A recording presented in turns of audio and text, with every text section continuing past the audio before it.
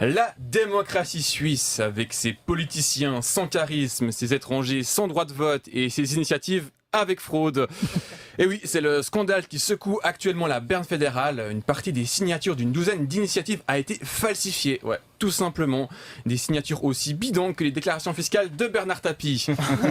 Non mais, falsifier des signatures, je sais pas, tu fais ça quand t'as 12 ans et que tu veux cacher ton bulletin de notes à tes parents. Hein, quand ton initiative est aussi mauvaise que la moyenne de maths d'Alexis en 5e année, faut jeter l'éponge. Hein. Première tacle. Mais c'est pas grave, regardez, Alexis, il sait peut-être pas compter, mais il parle bien.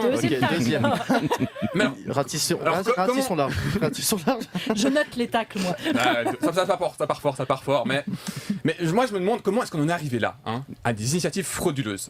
Eh bien, c'est parce qu'il y a des partis qui payent des entreprises pour récolter des signatures à leur place. Oui, au Japon, tu peux payer des gens pour qu'ils deviennent tes amis. Et en Suisse, tu peux payer des gens pour qu'ils soutiennent tes idées de merde. Ouais.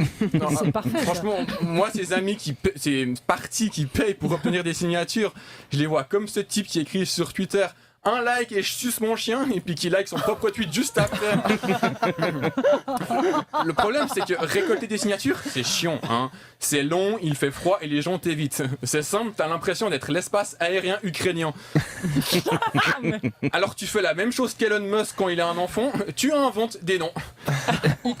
Oui, quand t'as le choix entre falsifier 15 signatures ou passer ta journée à la riponne à convaincre des inconnus que t'es pas SDF, tu te sens comme le président de la FIFA face à un émir qatari, la corruption s'impose d'elle-même.